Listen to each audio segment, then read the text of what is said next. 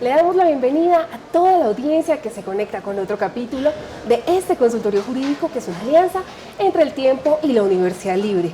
A usted que está ya viéndonos y por supuesto a los que nos escriben desde las diferentes ciudades, departamentos, municipios del país, también que lo hacen desde el exterior, le mando un saludo y por supuesto un agradecimiento especial por participar en esta alianza jurídica. Y si usted aún tiene un caso por resolver o tiene inquietudes, no olvide que puede visualizar todos los videos de este consultorio jurídico en la pestaña Mis Videos, aquí por @eltiempo en nuestro canal de YouTube, que seguramente les serán muy útiles, o simplemente nos deja su pregunta en www.eltiempo.com, sección Justicia Servicios. Yo les quiero contar que aunque en Colombia existe la alternativa de declararse insolvente económicamente, únicamente desde el año 2013, 1.710 personas se han acogido a esta figura, según las cifras informadas por la Superintendencia Financiera. Para resolver todas estas dudas nos acompaña el doctor Ignacio Castaño, miembro del Instituto Colombiano de Derecho Procesal y experto de la Universidad Libre, quien nos va a ayudar a resolver todas estas inquietudes respecto a la ley de insolvencia económica. Doctor, bienvenido y muchas gracias por acompañarnos.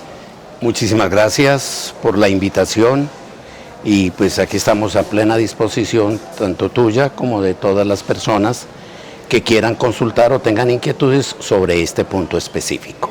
Doctor, muchísimas gracias nuevamente por acompañarnos en este consultorio jurídico y empecemos por saber qué es la ley de insolvencia económica. La ley de insolvencia económica es un instrumento legal que se ha colocado a disposición de todos los colombianos cuando enfrentan una situación económica difícil y entran en una figura llamada de cesación de pagos. También es conocida como una segunda oportunidad para permitir que las personas puedan organizar con sus acreedores el pago de todas sus acreencias.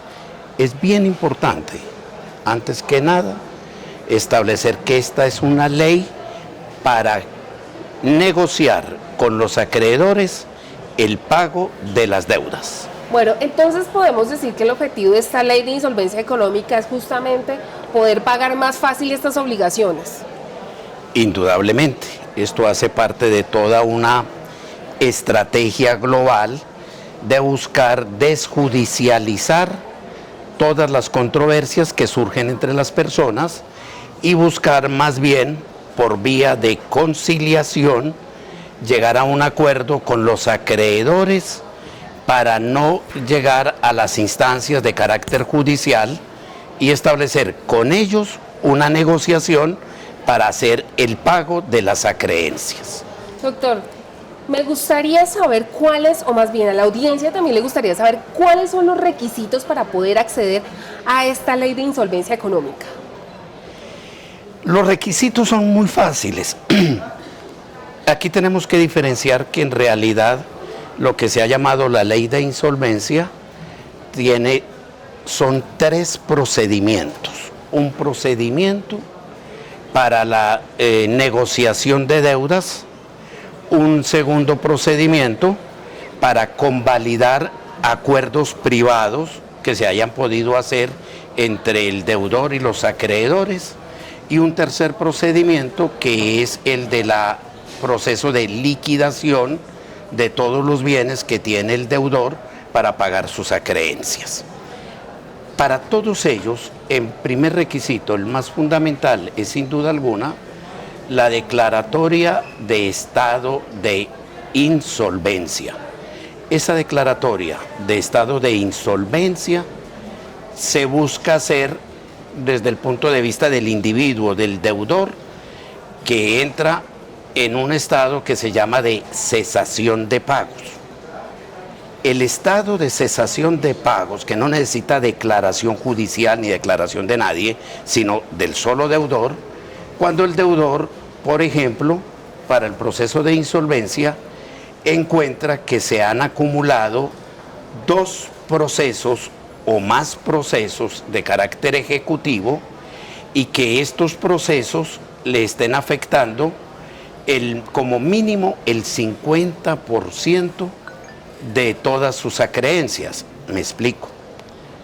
Es como si una persona debiera 100 millones de pesos y le instauran procesos ejecutivos que sumen alrededor de 50 millones de pesos. Ese solo hecho de tener esos procesos ejecutivos, más la posibilidad de no poder cumplir con los otros pagos, hace que entre en el estado de insolvencia, que es el primer requisito para proceder a llamar a todos los demás acreedores a negociar las deudas. Bueno, entonces podemos decir, para recapitular aquí a la audiencia, que es necesario que estas personas ya se les acumule 2 procesos ejecutivos, como decía el doctor, 2 procesos ejecutivos, y que eso supere la mitad del total de sus bienes. O que igualmente, dentro de sus cuentas, él encuentre que no puede cumplir con más de 2 obligaciones, se le vencieron otras obligaciones, no necesariamente que ya esté demandado, sino que tenga unas obligaciones y que él encuentre que no las puede cumplir y que esas obligaciones que él ya no las puede cumplir sumen el 50% del total de los pasivos. Listo, doctor. Aquí nos está preguntando Elizabeth Franco si es necesario contratar un abogado para iniciar ese proceso de insolvencia económica. De ninguna manera, este es un proceso que es gratuito, no necesita contratar ningún abogado.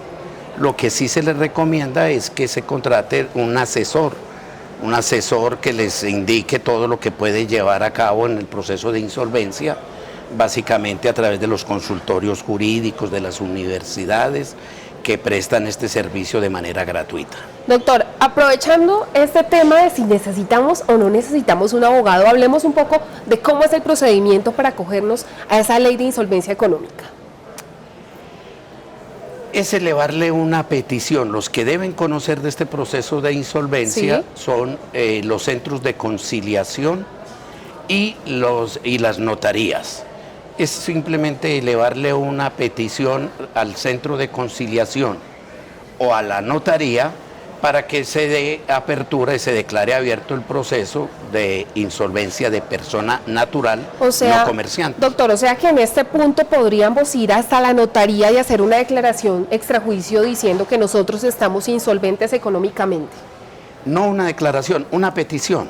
Ante la notaría. Ante el notario, diciéndole que ha entrado en proceso de insolvencia, declarando cualquiera de los 2 eventos que antes les anuncié, que ha acumulado 2 procesos ejecutivos que que equivalen al 50% de sus pasivos, o que está en este momento en la imposibilidad de atender obligaciones por el 50% del total de sus pasivos, y que por lo tanto le solicita al señor notario que le dé inicio al trámite de insolvencia.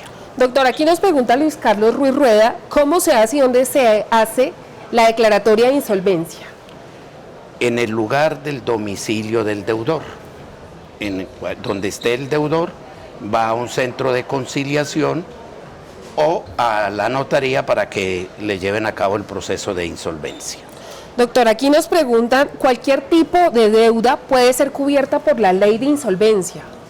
Todo tipo de obligaciones, incluidos todos los que provengan del pago de impuestos prediales, todo ese tipo de obligaciones. El proceso de insolvencia lo que busca es darle a los deudores una segunda oportunidad para pagar todas sus acreencias de cualquier naturaleza.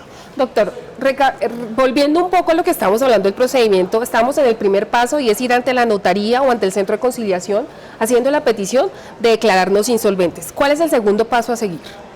Ya el segundo paso corresponde directamente al notario o al centro de conciliación. ¿Qué es lo que va a hacer el notario? Si el notario encuentra pertinente, da apertura al proceso de insolvencia, le dice al deudor que le debe presentar una relación, es decir, un listado de todas las deudas que él tenga, indicando las direcciones de todos sus acreedores y en el mismo hacer una especie de inventario de todos sus bienes, todo lo que él tiene para pagar las obligaciones.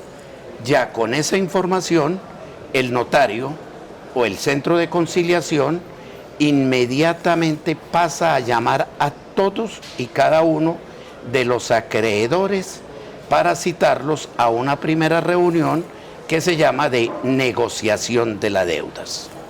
Doctor, en ese caso es importante precisar si ahí necesitamos un contador para que nos relacione todos estos pasivos o lo puedo hacer por mi propia cuenta.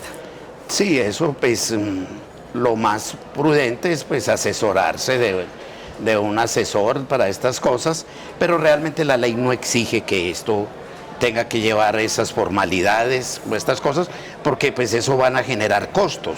Y pues obvio, una persona que se declara en estado de insolvencia, pues no va a tener plata para pagar abogados, para pagar contadores, para que le hagan estas cosas. La ley lo único que prevé es, preséntenos un informe del estado de su estado de cuentas, a quiénes usted le debe y cuáles son sus bienes.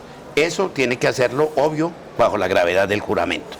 Doctor, aquí Marcos nos pregunta para qué casos aplica la ley de insolvencia económica. En el caso específico de la ley de insolvencia económica aplica solo para personas naturales no comerciantes. Esto es muy importante tenerlo establecido, porque los comerciantes, ellos tienen su propio proceso de insolvencia que se tramita bajo otro procedimiento y bajo otras reglas. Realmente este proceso de insolvencia nace como fruto de una sentencia de la Corte Constitucional que dispuso que, dándole aplicación al principio de igualdad de todos los colombianos, que así como los comerciantes tienen derecho a declararse en proceso de insolvencia para que no los ejecuten, para que no establezcan demandas ejecutivas que los saquen del comercio, pues que las personas naturales que no tenemos ninguna vinculación de carácter mercantil o comercial, podamos, cuando entramos en estado de insolvencia, a solicitar que se tramite este proceso. Perfecto. Doctor, aquí nos están preguntando, Fabián, si tiene costo declararse insolvente.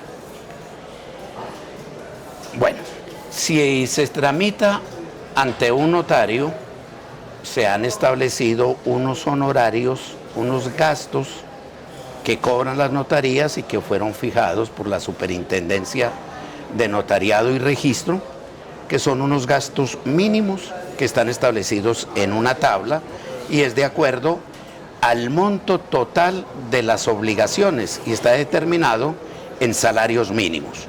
Por ejemplo, con unos costos de hasta 10 salarios mínimos, el total de las deudas, lo que puede cobrar la notaría por esto sería el equivalente a 1.18 de un salario mínimo. Que más o menos 700 y punto, 800 y sería punto. más o menos unos 150.000 pesos, Okay. Unos 200.000 pesos. Listo. Sí, porque es el 1.8 sobre esos 10 salarios sobre el salario esos 10 mínimo. salarios mínimos. Listo. Bueno, entonces Esos son unas tablas que están establecidas por la Superintendencia de Notariado y Registro. Listo. Doctor, ¿qué ventajas tengo cuando me acojo a la ley de insolvencia económica?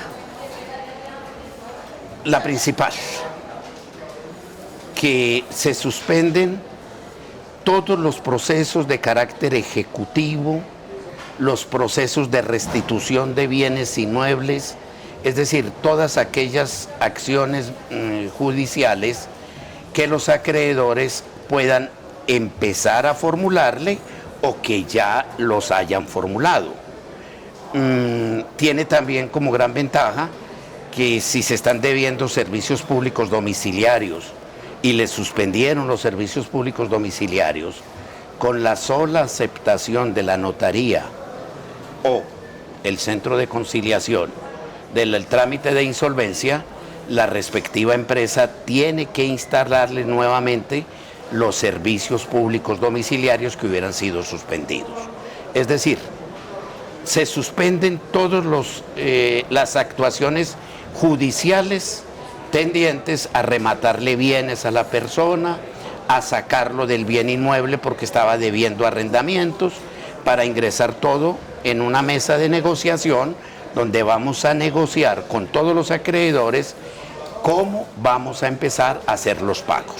Bueno, doctor, a propósito de esta mesa de negociación, muchos usuarios de nuestro consultorio jurídico nos decían, bueno, si yo no tengo dinero para negociar con nuestros acreedores, ¿qué puedo hacer en ese caso si hay un proceso de negociación y ellos suponen, o yo también digamos que me imagino, que tiene que haber dinero de por medio? No, básicamente aquí pues partimos de que no hay dinero en este momento para pagar las deudas, pues por eso recurro al proceso de insolvencia. ¿Qué es lo que yo voy a negociar con mis acreedores? Decirles, yo en este momento no tengo la plata, pero yo puedo empezar a hacer un acuerdo de pago con ustedes para empezar a mirar cómo les empiezo a abonar a cada uno deudas hacia el futuro. En este momento no, porque nosotros nos sentamos con todos los acreedores es a negociar cómo voy a hacer los pagos y cómo de pronto dentro de los bienes que tengo en este momento, pues podemos entrar a negociar si con uno o parte de esos bienes podemos pagarles en este momento. Pero esa no es la esencia. La esencia es negociar pagos hacia el futuro. O sea, digamos que la esencia sería entonces hacer los acuerdos de pago con nuestros acreedores para que efectivamente cesen esas acciones civiles que existen en curso. O que no me vayan a empezar a meter procesos ejecutivos, porque pues precisamente si me empiezan a demandar mediante procesos ejecutivos, pues yo no puedo estar atendiendo la posibilidad de conseguir dinero para pagar mis acreencias y al mismo tiempo estar atendiendo los diferentes procesos ejecutivos. Esto es para concentrarlos y por eso se llama de una segunda oportunidad. Es una oportunidad que la sociedad busca darle a las personas que han entrado en estado de insolvencia para pagar y negociar con todos sus deudores, sus acreedores, cómo les va a empezar a pagar hacia el futuro. Doctor, también varios usuarios de este consultorio jurídico nos decían que ellos no tenían la manera de hacer esos acuerdos de pago. Si no existe esa forma de hacer esos acuerdos de pago, definitivamente no se podría llegar a ese proceso de insolvencia económica, ¿o qué sucede en este caso?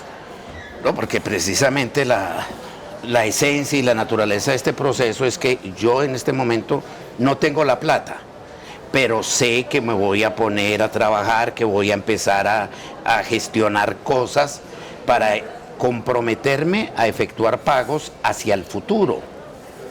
Pero si yo de entrada digo, no, es que no tengo ni plata en este momento, ni tengo forma de empezar a pagar hacia el futuro, estos son todos mis bienes. Entonces entramos en un proceso de negociación de cómo con los bienes que yo tengo en este momento puedo entrar a pagar todas las acreencias. Entonces sería tocar los bienes para poder hacer esos acuerdos de pago.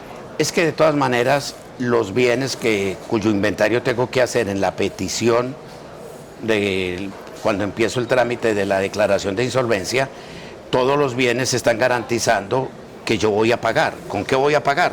Aquí tengo todos mis bienes. Perfecto. Deme una oportunidad de empezar a abonar, de empezar a pagar, pero si definitivamente yo, llegando a ese acuerdo de pago, lo incumplo hacia el futuro y no vuelvo a pagar lo que me comprometí, pues aquí están todos los bienes para que inmediatamente el proceso pase ante un juez civil municipal para que ese juez proceda a hacer la liquidación y distribución de todos mis bienes entre todos los acreedores, porque de todas maneras mis bienes están garantizando mis deudas. Entonces yo los tendría que entregar para todos los acreedores para pagar todas las acreencias. Doctor, en este proceso de insolvencia económica, las personas pueden solicitar que sean sacadas de data crédito. Sí, claro, una de las primeras medidas que toma el notario o el conciliador es avisarle a todas las empresas que manejan las bases de datos de acreedores para decirle a esta persona entró en estado de insolvencia, debe ustedes sacarlos de esas listas de acreedores, porque pues ellos lo que necesitan es volver a reactivar su vida crediticia. Entonces, si están reportados en base de acreedores, pues ellos no podrían negociar nuevas deudas, etcétera, etcétera. Eso se hace en el momento en que se hace la petición ante la notaría y ante el centro de conciliación.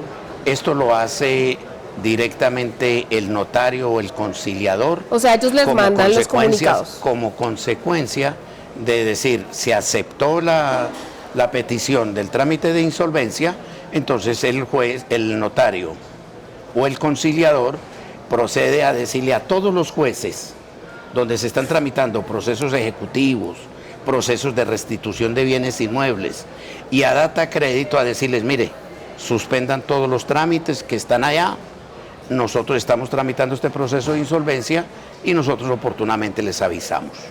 Doctor, una persona que está privada de la libertad y que justamente no tiene como la manera de movilizarse o la manera por sus condiciones, ¿cómo puede hacer para iniciar este procedimiento de insolvencia económica?